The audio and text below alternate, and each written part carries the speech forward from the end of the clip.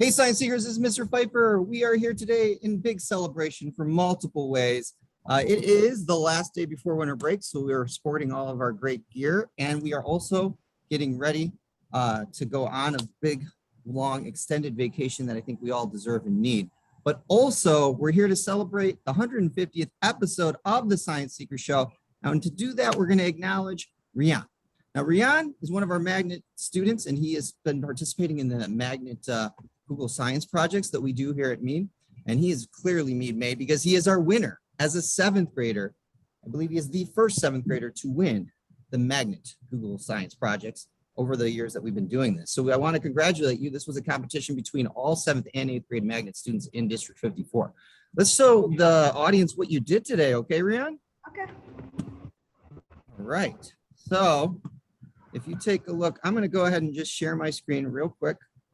Once I get there, we're going to go to your website. Now, your website here, it says pandemic management, the statistical effectiveness of self-reporting of body temperature in Fahrenheit across students to contain the spread of airborne infections. Yes. What does this mean? What am I looking at here? So this like shows that like I created a temperature sensor device as my Google Science projects, and I used it to take temperatures. So like that would help contain the spread of airborne infections like COVID. So like that's what the self-reporting of body temperature is, the fact that the student is actually coming to because if they're coming to school, that means they shouldn't have an infection. And so that like a temperature sensor device at say the entrance of a school building would help like contain the spread of airborne infections that are a big killer, especially during the time of COVID. So this is the device right here that I'm looking at on the screen, and it looks like you had to do some coding. You had to do some wiring, some electrician stuff, and then this last pair, this is your code right here. And then from it, in this device, what I'm looking at here in this picture is this is a little sensor on the right. So the student would walk up. On the left side, there's a scanner that scans their Chromebook, puts their name in a database, and then they put their finger right here and it takes their temperature, and then another light glows green or red, and everything tells you the temp, and it stores it all in one database. You can scan everyone very quickly, correct? So, Rian, I want to ask you, what was the reason? Why was your rationale for this? Why did you want to do this project? So I got the inspiration from 2 places. So one, my grandparents did contract COVID at one point, and it was very stressful for me and my parents. So and they got it from their son, who does go out like to work. So from that, I thought that like he must have gotten it from outside and passed it on to my grandparents. And thankfully, they are okay now.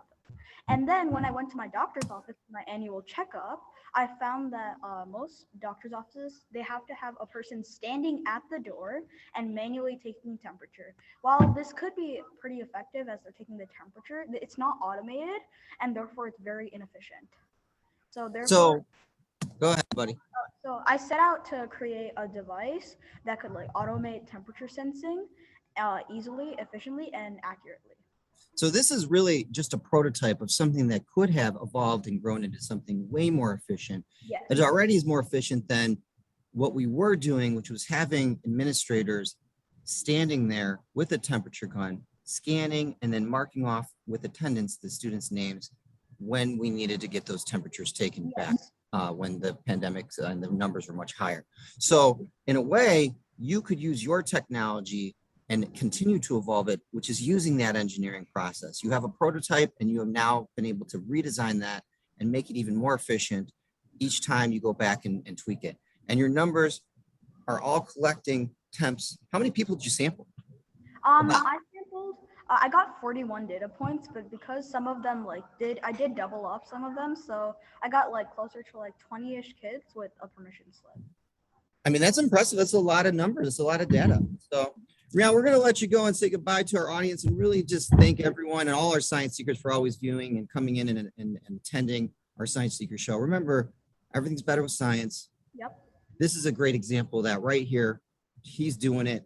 Please keep science close to you. It's all around you in the whole world, and that's the moral and the theme of our Science Seeker Show. So this is our 150th episode, and I couldn't be prouder to have you be our star at that, on our show. So thank you so much for being Mead Made and being the great science and seeker that you are. All right. Take care, guys.